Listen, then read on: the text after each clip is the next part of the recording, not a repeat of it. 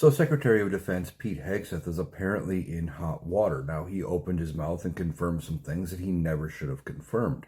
What did he confirm? Well, they were talking about one of the boats, and this might have been the first boat that they attacked in Venezuelan waters, or maybe international waters. Not sure exactly where it was, claiming it was a drug boat. And they bombed the boat. Well, now we are hearing that Pete Hegseth had given an order to unalive them all. And there were some survivors that were on the boat clinging to the side of the boat while it was on fire. And they got blown up again.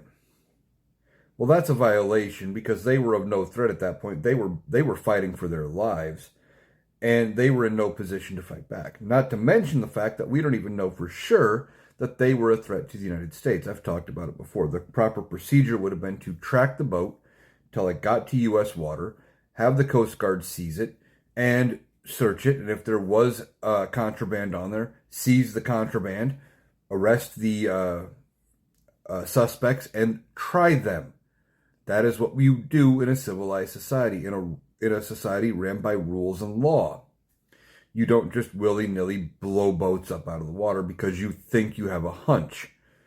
Anyway, the fact that he attacked potentially unarmed, if they were combatants, unarmed combatants, and I don't believe they were, but these people, a second time, when they were fighting for their lives, is an international crime. It's a war crime.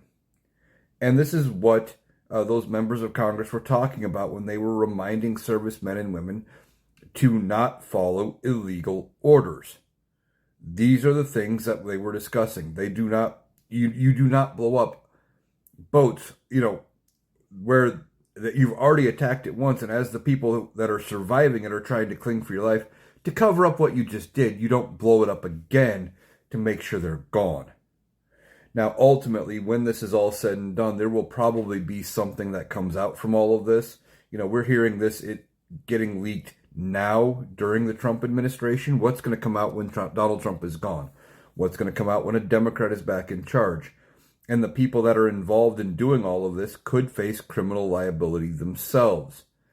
This is bad news for Donald Trump, bad news for Hegseth, and it wouldn't surprise me if at some point Hegseth ends up being out as Secretary of Defense, and that Donald Trump uses him as a scapegoat for this whole deal and says, well, that wasn't exactly what I meant for my policy. He took it too far. I could see Donald Trump laying Pete Hegseth out to dry, but still, there's going to become repercussions for this down the road. This is not how you deal with things.